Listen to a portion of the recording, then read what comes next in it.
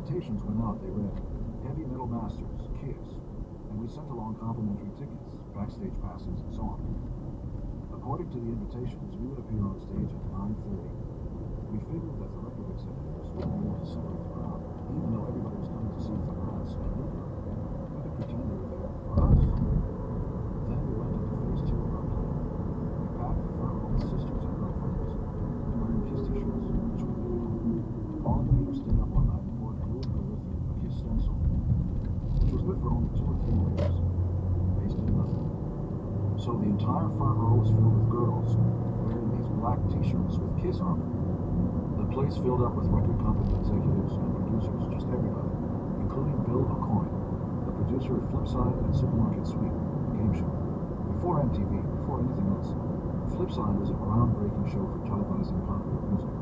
When he arrived at the Diplomat, he saw a rabid crowd of 1,000 people, including the girls in the front, and the band hitting the stage at 9:30 sharp in full makeup, sticking out their tongues. You can imagine the effect.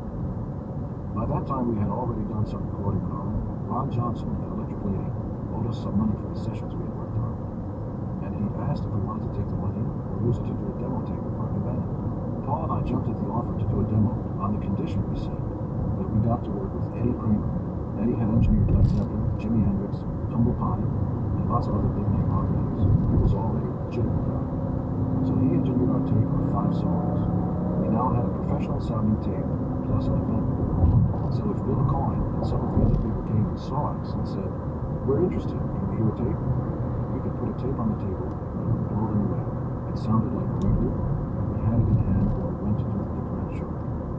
When Bill O'Coin came over to talk to me after the show, I still had my makeup on, and one of the girls I had been seeing was sitting on my knee. She thought I was just flirting with her, but I was completely aware that I had to have the garnish around the food, otherwise it wouldn't look as good.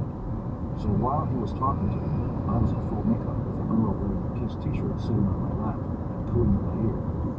Bill O'Coin didn't know that I already had a relationship with her. He didn't need to know. O'Coin asked us if we had a management contract. I said no. We were naive, as it turned out, because the contract we had signed with Ron Johnson was also a comprehensive management contract. But we were also lucky because the contract was up. We were free to sign with O'Coin, and we did. When we joined up with Bill, we also joined up with another guy who would be influential in the early development of the band, a guy named Sean Delaney. Sean was a fairly young guy who had tried to have his own career in rock and roll. He had a band called the Scat Brothers. The Scat Brothers never made it, and he became a part of Bill O'Coin's management company, which was called Rocksteady. Paul and I thought that we had a pretty good idea of what we wanted to do with Kiss, but we didn't know the first thing about turning our vision into a career. That's where Bill and Sean came in. Without them, we were a high-spirited young band with enough enthusiasm to carry us along for a while. With them, we were poised to become superstars. Nothing to Lose, The Birth of Kiss, 1973-1974. The band was designed as a democracy. That was the blueprint.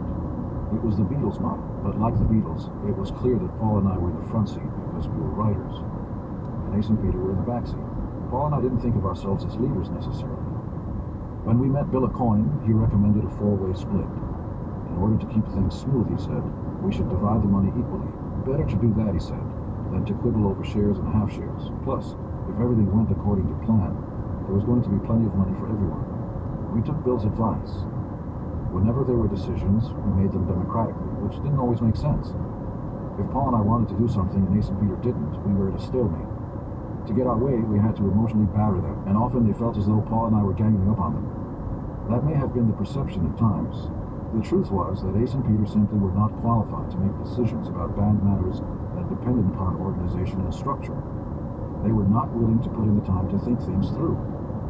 We would have a meeting about a tour or a photo shoot, and the very next day Peter would come up to me and say, Gene, when are we going to have a meeting about the tour? We had it, I said. Yesterday. You were there. Yeah, he would say, but I didn't understand anything you were saying. In this respect, Bill was more like me and Paul. I didn't realize it immediately, but Bill was gay. Paul knew it from the start. I didn't see it.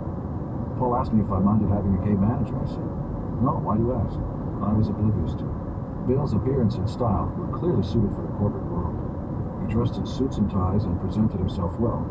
He would show up with a beautiful blonde every now and then. He was not, for lack of a better word, a queen. Over time I got the sense that something else might have been happening in his life. At any rate, it wasn't something I minded or have ever minded. He did the work he needed to do. He focused on the band. That was all that mattered. We also met Joyce Biowitz, who would co-manage us with Bill. She would later marry Neil Bogart. She was a powerhouse. Once we had Bill's attention and Sean's help, we went from nothing, playing our Friday the 13th show at the Diplomat Hotel, to a record deal in about 3 weeks. This is where Neil Bogart entered the picture. Neil Bogart had been born Neil Bogatz and grew up as a poor Jewish kid in a rough section of Brooklyn. He had always wanted to be in show business, and after attending the High School of the Performing Arts, that's the school in the movie Fame, he worked as a singer on a cruise ship and had some odd jobs as an actor. Eventually, he came back to New York and went to work for an employment agency. Soon, he was in the record business, first at MGM Records as a promo man, then at Cameo Parkway, then at Buddha. He was still a young kid at this time, about 25 years old. At Buddha, he started the careers of bubblegum bands, like the Ohio Express, who recorded Yummy Yummy Yummy and Chewy Chewy. In 1973, with the help of Mo Austin at Warner Brothers, Neil started his own label. When Bill heard about this, he sent our demo tape over to Neil immediately. Kenny Kerner and Richie Wise, a popular production team who had worked on big rock and roll records, Brother Louie by Stories, and Imagination by Gladys Knight and the Pips, among others, heard the tape and told him they would love to produce Kiss. As a result of their enthusiasm and his own, Neil signed us without ever having seen us. Bill kept explaining to him that he had to see the band live, that the stage show was an integral part of our act, so finally, Neil arranged for us to play in front of him at La Tang Studios at 54th Street and 7th Avenue. It was a small room with about 20 people, and we came out wearing makeup and played at maximum level. We blew out everybody's ears.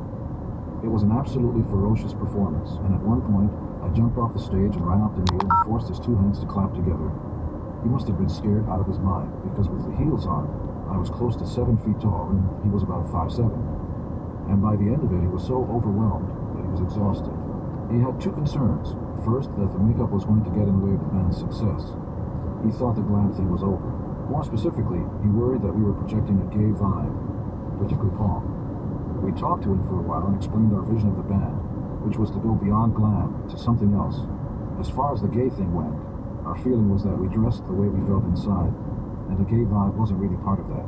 In a strange way, our greatest asset was the fact that we took our looks seriously. Superman wore tights and a cape, and no one ever questioned his sexuality because he didn't see his costume and scapular funny. It was just what superheroes wore. This explanation seemed to satisfy Neil. Afterward, we were talking to him about his new label.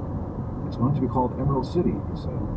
I told him I didn't like it and that he should change it. There I was, a guy who had never recorded, telling the new label president that I didn't like the name of his company. He was taken aback. "You don't?" "No," I said. "I'm in a rock band. It sounds like the Wizard of Oz." "No," he said, "it's about magic." "But when I think of the Emerald City, I think of a girl, Judy Garland, going down the Yellow Brick Road." He ended up changing the name to Casablanca. Neil came from a hit singles background, and more specifically from a show business mentality. He wasn't qualified to make musical decisions. For all intents and purposes, he might have been tone deaf. And he was never a pure music guy, but he was a concept guy, and his influence on our music was tremendous. Someone else would have wanted singles from every Kiss album, and that would have been correct according to the prevailing business models. But what we did, and by so doing, arguably became one of the biggest bands of all time, right behind the Beatles for gold records by any group, yet without a #1 single or album in our entire career, was to go steady. The Billboard chart is an indication of what a record did in only 1 week. A band can come in and have the #1 record, and then it's gone the next week. Neil pushed us for product. He made us go back into the studio and record albums to keep our name in stores, of course. He pressured us for hit singles, of course, but he also let us find our own pace, and we turned out to be marathoners. The guy who runs the fastest is not the guy who wins the race. It's the guy who keeps the steady pace. If our career was in good hands with Neil, our act was in excellent hands with Bill. We rehearsed downtown in a rat-infested loft that Bill provided for us.